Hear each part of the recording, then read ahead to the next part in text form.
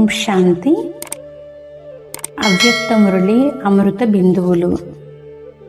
1వ ప్రశ్న, ప్రకృతిలోని నక్షత్రాలకు ఆత్మిక నక్షత్రాలకు గల తేడా ఏమిటి? జవాబు: ఈరోజు బాబ్దాదా తమ మెరుస్తూ ఉన్న ఆత్మిక నక్షత్ర మండలాన్ని చూస్తున్నారు. అవి ఆకాశంలోని నక్షత్రాలు, ఇవి భూమిపై ఉన్న నక్షత్రాలు. అవి ప్రకృతి యొక్క శక్తి, ఇవి పరమాత్మ నక్షత్రాలు. ఆ నక్షత్రాలు కూడా రాత్రిలోనే ప్రకటన అవుతాయి. ఈ ఆత్మిక నక్షత్రాలు, జ్ఞాన నక్షత్రాలు, మెరిసే నక్షత్రాలు కూడా బ్రహ్మ రాత్రిలోనే ప్రకటన అవుతాయి. ఆ నక్షత్రాలు రాత్రిని పగలుగా చేయలేవు. కేవలం సూర్యుడు మాత్రమే రాత్రిని పగలుగా చేస్తాడు. కానీ నక్షత్రాలు అయిన ఆత్మలు బాబ్దాదా జతలో సాతీలుగా అయితే రాత్రిని పగలుగా చేస్తారు. ప్రకృతిలోని నక్షత్ర మండలంలో అనేక ప్రకారాల నక్షత్రాలు మెరుస్తూ కనిపిస్తాయి. పరమాత్మ నక్షత్ర మండలంలో కూడా అనేక ప్రకారాల నక్షత్రాలు మెరుస్తూ కనిపిస్తాయి అని బాబ్దాదా చెబుతున్నారు. 2వ ప్రశ్న, బాబ్దాదా ఎన్ని రకాల ఆత్మిక నక్షత్రాలను చూస్తున్నారు? జవాబు: పరమాత్మ మండలంలో రకరకాల నక్షత్రాలు మెరుస్తూ కనిపిస్తున్నాయి. కొన్ని నక్షత్రాలు సమీపంగా ఉన్నాయి, కానీ కొన్ని నక్షత్రాలు దూరంగా కూడా ఉన్నాయి.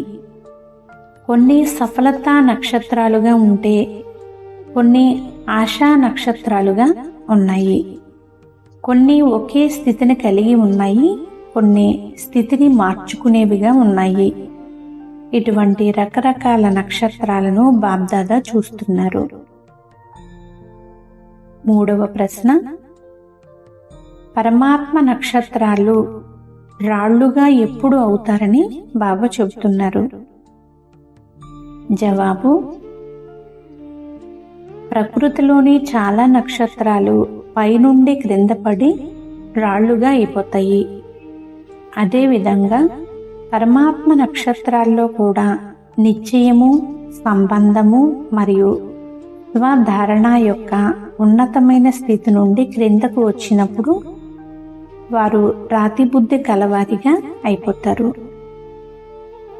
4వ ప్రశ్న, ఎటువంటి ఆత్మిక పిల్లలను బాబ్దాదా తోక చుక్కలతో పోలుస్తున్నారు?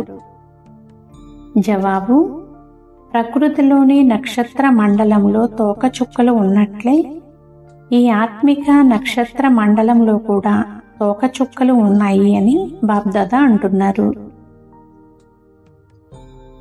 వారు ప్రతి విషయంలో, ప్రతి కార్యంలో ఇది ఎందుకు, ఇది ఏమిటి అని అడిగే తోక కలిగిన వారు, అనగా ప్రశ్నలు అడిగేవారు. ప్రకృతిలోని తోకచుక్కల ప్రభావం పృథ్వీకి భారంగా భావించబడుతుంది.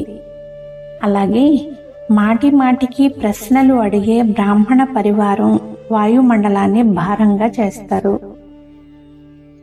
సంఘటన మధ్యలో లేక సేవా కార్యక్రమం పట్ల లేక స్వయం పట్ల ఎందుకు, ఏమిటి, ఇలాగా, ఎలాగా అనే ప్రశ్నల తోకల వలన సంఘటన మరియు సేవా క్షేత్రంలోని వాతావరణం వెంటనే భారంగా అయిపోతుంది.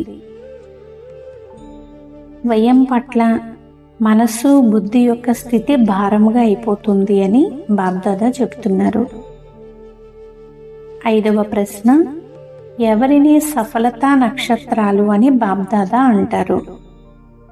జవాబు: అన్నింటికంటే శ్రేష్టమైనవి సఫలతా నక్షత్రాలు. వారు స్వప్రగతిలో, స్వపురుషార్థంలో సదా సహజంగా సఫలతను అనుభవం చేస్తారు. వారిలో ఎప్పుడూ ఏమో ఇది అవుతుందో అవ్వదో, చేయగలనో లేదో తెలియదు, ఇటువంటి అసఫలత అనే సంశయం ఎంత మాత్రం కూడా ఉండదు. సఫలత మా జన్మసిద్ధ అధికారము అన్న స్లోగన్ ప్రమాణముగా శ్రమ లేకుండా, అడగకుండా సహజంగా అధికారాన్ని ప్రాప్తి చేసుకుంటారు. వారు లౌకిక మరియు అలౌకిక సంబంధ సంపర్కాలలో స్థూల కార్యమైన, సేవా కార్యమైన రెండింటిలో సఫలత గురించి నిశ్చయబుద్ధి విజయీగా మరియు సహనంతో సఫలతను సహజంగా, స్వతహాగా మరియు తప్పకుండా ప్రాప్తి చేసుకుంటారు. వారినే సఫలతా నక్షత్రాలు అని బాబ్దాదా అంటారు.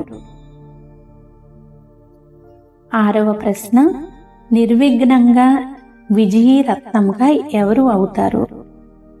జవాబు: సర్వశక్తివంతుడైన తండ్రి తోడుతో భయపడకుండా విఘ్నాలను కూడా ఒక మనోరంజక ఆటగా భావించి దాటుకునేవారు. తండ్రి స్మృతి మరియు సేవలో బిజీగా ఉండేవారు. నిర్విఘ్నంగా ఉంటూ విజయాన్ని ప్రాప్తి చేసుకుంటారు. వీరే నిర్విఘ్న విజయీ రత్నముగా అవుతారు అని బాబ్దాదా చెబుతున్నారు. 7వ ప్రశ్న, సఫలతా నక్షత్రాల విశేషాలు ఏమిటి? జవాబు: వారికి ఎప్పుడూ సఫలత గురించి అభిమానం ఉండదు. దానిని వర్ణన చేయరు. తమ మహిమను పాడుకోరు. వారు ఎంత సఫలతయో అంతా నమ్రచిత్తులుగా, నిరహంకారులుగా, నిర్మల స్వభావులుగా ఉంటారు. వారి పాటలు ఇతరులు పాడుతారు, కానీ వారు స్వయం సదా తండ్రి గుణాలను పాడుతూ ఉంటారు. వారు ఎప్పుడూ ప్రశ్నించరు.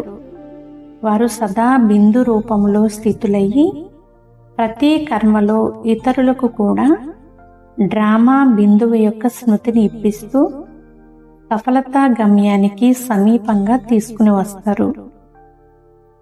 హద్దు ప్రాప్తిలో సంతోషించి ప్రాప్తి లేని పరిస్థితుల్లో సంతోషం తగ్గడం కాకుండా సదా ఏకరస స్థితిలో శ్రేష్టమైన స్థితిలో ఉంటారు.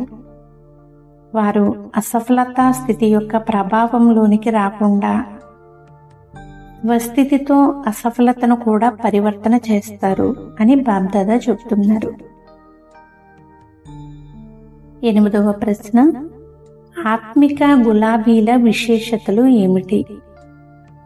జవాబు: ఆత్మిక గులాబీలు సదా ఆత్మిక స్థితిలో ఉంటారు.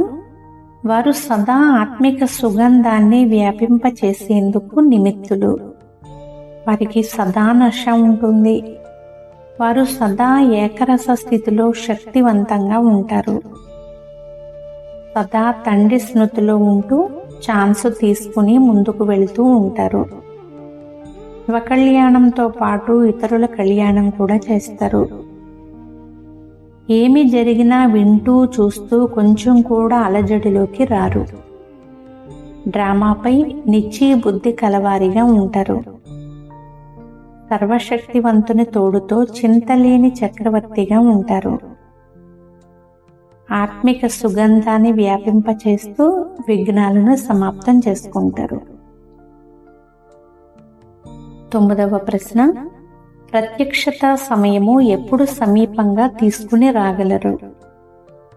జవాబు: శుభచింతక వృత్తి ద్వారా ఆత్మలోని గ్రహణ శక్తిని, జిజ్ఞాసను పెంచి వాచా సేవలో సఫలత పొందినప్పుడు స్వచింతన ద్వారా స్వయం మాయా ప్రూఫ్గా అయి ఇతరుల బలహీనతలను గ్రహించకుండా వ్యక్తుల మరియు వైభవాల ఆకర్షణల నుండి ముక్తులుగా అయి ఈ 2 వరదానాలను ప్రాక్టికల్ జీవితంలో అమలు పరిచినప్పుడు ప్రత్యక్షత సమయం సమీపంగా తీసుకుని రాగలరు అని బాబ్దాదా చెబుతున్నారు.